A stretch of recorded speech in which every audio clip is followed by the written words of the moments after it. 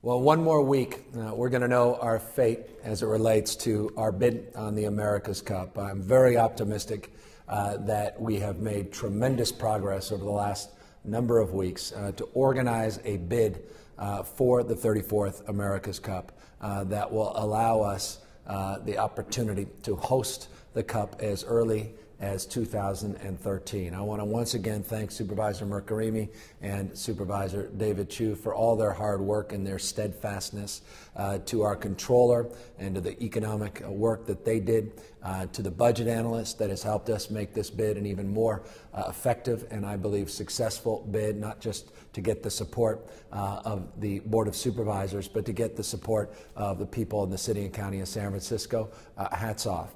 We're at a point, though, where we need to call the question, and I hope as early as next Tuesday, that on December 14th, we're going to have clarity with that final vote on the issue, and that will allow us to move forward with the bid and hope and expectation that shortly thereafter, the America's Cup and their representatives will make a decision on where they want to host that defense.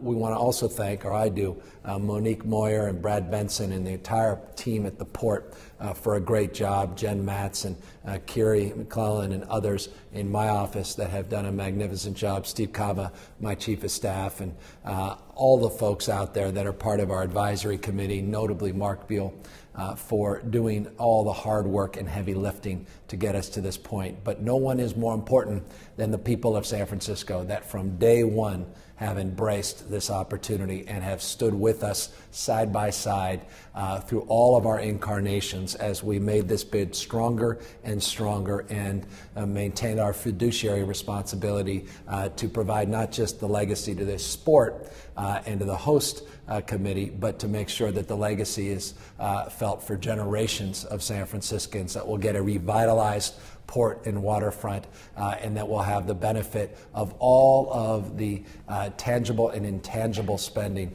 that will be invested, $1.2 to $1.4 billion as part of this America's Cup defense, and all those thousands and thousands of jobs that even our worst critics have to acknowledge will be created because of this defense. So really close. Good progress made this week at our committee hearings. One more committee hearing and then the full Board of Supervisors December 14th. Question will finally be called. We'll have our best foot forward on the bid, and then we'll find out very, very shortly thereafter whether or not we need to get to work and put that plan and make it real in defense of that America's Cup. Second thing that I'm very appreciative and thankful for is the 37th anniversary, well, at least not the 37th anniversary, but our 37th Project Homeless Connect that we enjoyed on December 8th. It's remarkable. We started this in 2004, October, with just a couple hundred volunteers, and to be candid, they weren't really volunteers. We kind of coerced some of our department heads as well as some of their staff to get out on the streets and sidewalks and once again reintroduce themselves to the issue of homelessness, not behind their desks, but out on the streets. We started in the Tenderloin, the South of Market area, and there were a lot of cynics out there that didn't believe it was possible to put together something like we were able to achieve.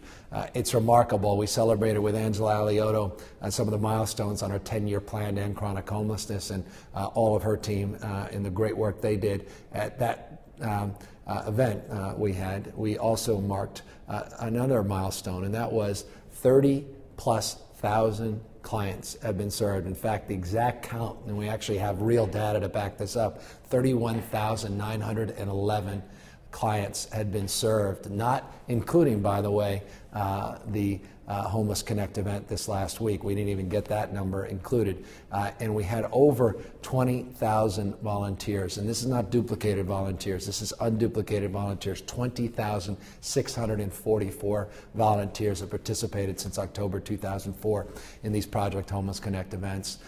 It's a really special and remarkable thing. And once again, just selfishly, the experience this last week was as magical as ever. I mean, people coming from all over the region for help and support, and not just San Franciscans that were looking for help and support, but even a young lady from Los Angeles actually made her way up to San Francisco because she heard about Project Homeless Connect in the dentistry and the dental program that we provide. And she said she hadn't been sleeping, was under horrible pain and stress associated with her condition, and she got relief literally on the spot at Project Homeless Connect. And it's those kind of interactions, those sort of magical moments in the narrative of people's lives that make all of the effort that has gone into putting this successful program together worth it. And hats off to Judith Klain and to all the people that really made Project Homeless Connect what it is today. And the key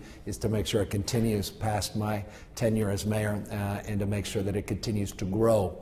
And in that stead, we're very proud of the fact that we have actually created a new permanent site for Project Homeless Connect, which will be opened up in January in partnership with Tenderloin Health.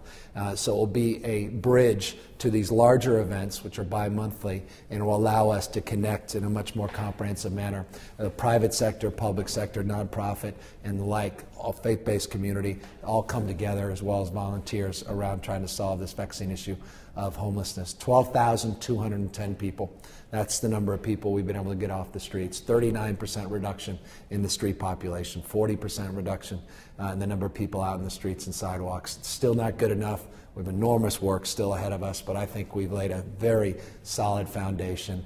And Project Homeless Connect is part of that foundation, and it's part of that legacy of really connecting people with their passion and purpose and to solutions, not just to the problem of homelessness and poverty. 221 cities, some say 226, but over 220 cities have now replicated the Project Homeless Connect model now in 3 countries. We were in 2 countries, now we have 3 countries that have replicated this model as well, and it's been, again, recognized all across this country in diverse states and diverse cities and diverse counties as a true best practice. So I hope it continues. And again, hats off to everyone that's made Project Homeless Connect the success it is today.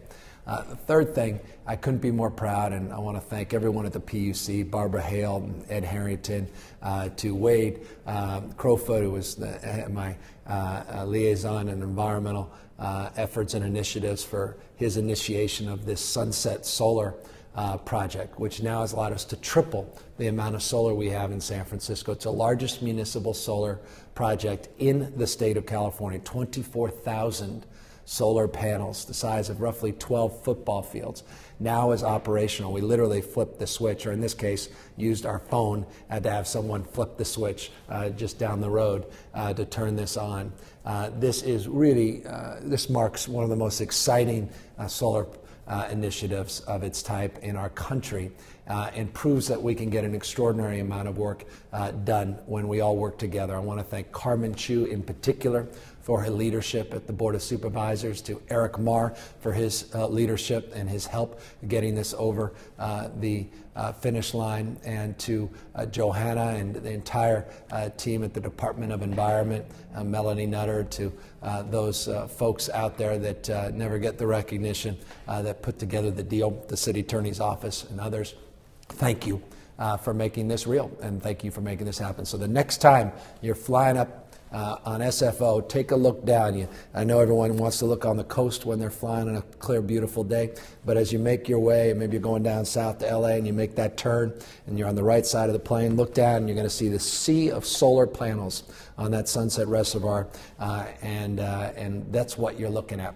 It's this project, and it's one that can continue to be replicated and continue, I think, to shine light on the example of what can be scaled in not just this city, but all across our state and our nation.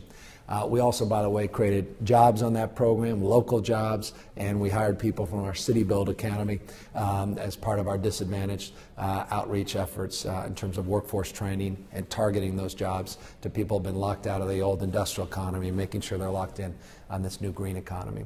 And finally, I'm proud that we have organized what I hope is a fun and exciting event on Sunday, December 12th. between, well, there's 2 times. Between 10 and 6 p.m., we're going to have, I can't call it sledding, because our attorney said there's no sledding allowed, but people are able to take advantage of the snow. We raised a lot of money, trust me, a ridiculous amount of money for snow to be delivered out here in Civic Center, and people will be able to go down a disc. I guess that's the version of sledding that I can legally and appropriately announce. And we're going to have all kinds of activities. Those jumpy houses will be out here for kids, and we're going to have City Hall open officially between, I think, 1 or 2 and 5. We'll open a little earlier if you're down here. We'll open it up, and we're going to open up mayor's office and open up some of the board of supervisor offices, and there's going to be bands, music of all types. There's going to be cocoa and cookies and you name it. We're going to have reindeers walking around, and you say, well, is that someone dressed up in an outfit? Maybe, maybe not, because the zoo is actually going to bring down a bunch of animals as well and walk them around. So just a way of opening up City Hall, and first of what I hope will be an annual event when I'm gone. I think it's kind of a nice idea. I don't know why we didn't do it before, of opening up City Hall to the people of San Francisco and creating a little, or spreading a little bit of holiday cheer. But I think the snow is going to be a lot of fun. And so if you're wondering what to do on Sunday, come by in the afternoon and enjoy the snow, enjoy the festivities, the jumpy houses, the music, and then check out your City Hall. And walk in some of those offices where you always wonder what was happening behind those closed doors and all those meetings. Now you can see these meeting rooms, and you can ask some of the City Hall staff the real stories here at City Hall in terms of the debates and all the inside stuff that you don't necessarily see out here on TV. So thank you all for your consideration of coming by, and thank you for making this week another special week in San Francisco. And I look forward to my final weekly review to update on the budget, as we're going to have budget instructions out in the next few weeks to deal with a $380+ million budget deficit, which sounds alarmingly high, but it's the lowest it's been in the last 3 years, and it's one that's absolutely manageable. But we're going to put together a detailed plan on how the interim mayor can address this issue in real time and make sure that we present ourselves in a way that protects and preserves the values of our city, but also deals with our fiscal challenges.